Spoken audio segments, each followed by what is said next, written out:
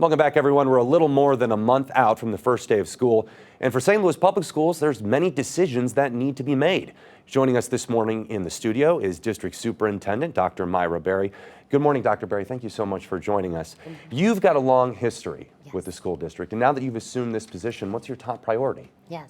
Well, always student first, right? Everything we do, we put a child's face with it. But ensuring that we are preparing our students for generations to come in our district. So Future Ready, it's live, it's living color. And so we're out here now making sure that everyone understands what needs to happen, but getting the voice of the community to make sure that we are making decisions for our children, for our community, with our community. So something that we need to discuss here is that in recent history, there's been quite a bit of turnover in your position. And whenever there's a lot of turnover at the helm, parents can sometimes lose faith. What are you trying to do to build rapport with these families? Since October 17th, I asked the families for grace, for understanding, and trust. But I understand that goes both ways. So we have to make sure that we are being as transparent as possible when we know information, when we hear information, to share that and allow them to be in the space to also give their opinions and their ideas. But we want parents to also understand that we value them. We love our children and we love what we do. And everything that I am doing and that we are doing as a district, we are doing it because of our children. They must understand that we want nothing but the best for them.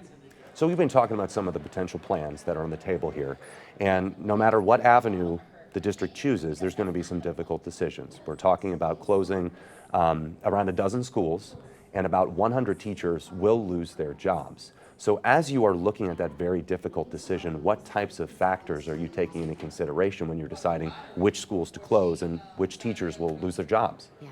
These are very difficult decisions, but not because it's something that we have to do. It's something that is necessary, and it's difficult because of the love that we have. I can tell you that out of the over 1,500 teachers that we have, we're still going to need about 1,400. And as we know, it's been out there, we have some wonderful substitutes helping us, our instructional learning assistants in classrooms supporting us. So certified teachers will not lose jobs. And so right now, those 300, those are vacancies. And so we're going to cut vacancies back. So getting our teachers to understand that no certified teacher is going to lose their job, but also understanding that we want to repurpose our buildings. We've learned from the past, when you leave buildings vacant, that the buildings become eyesores or desolate or areas for vacancy, for people to come in and vandalize. And so understanding that we must repurpose our buildings, but not just repurpose them for the needs of our community. And because it's no longer a traditional school does not mean that it doesn't have value and a high need for our community. So talking about needs,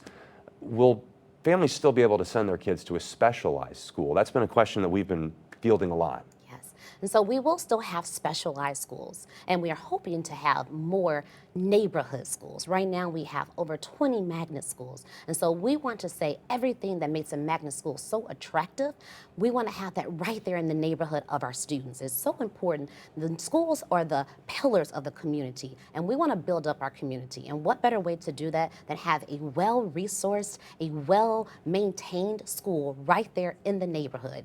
Parents will have choice no matter where they go, neighborhood or a specialized school. If you want to transport your child from north to south or south to north, you can. You have choice. But understand, you don't have to, because the neighborhood schools are going to be phenomenal. Now, a word that we've been using a lot when we've been talking about this is difficult decisions, or at least not easy decisions. We covered the most recent public hearing that you all had to get feedback from the community. And one of the concerns that parents mentioned was the prospect of having very little children in the same building with students that are as old as 8th grade. Do you think that parents need to sort of prepare themselves for not entirely a win-win scenario, or is there a win-win scenario in the cards here? And so we're hoping that whatever model we choose, that the parents can stand behind it and will have an option to send their child somewhere that is safe. So I do think it's a win-win option. I think that once we get all the feedback from the communities, we'll be able to share and say, we hear you, we understand. Your child will be safe when you send them to SLPS, and on top of that, they are going to learn and be excellent. So I do think once we get to the end, it's going to be a win-win situation for all of us. Okay, on that same note, Dr. Bear, we've got time for one more question. I'd like to ask you, what should parents be looking forward to in the district? Looking forward to greatness happening, but also understanding while we are doing our future ready, no decisions are final. When we say we want to hear from you, we want you to tell us what's happening, your thoughts. We're taking all those in and digesting them so we can then share a plan that we're all standing behind. Again, no decision has been final, but it is time for us to do something significant in our district for the betterment of our district, because we need to be the school district of choice for every family in the city of St. Louis. And I believe you have one more public hearing for folks to weigh in. Could you tell us a little bit about that? We do. We have one coming up on Wednesday, the 22nd. That'll be next Wednesday. It will be hosted at Metro from 5 to 7. So come on out, be a part. We need our community. We want them there. So we appreciate you allowing us the time to share. Well, thank you for coming on, Dr. Berry. And we'll be talking with you very soon, I imagine.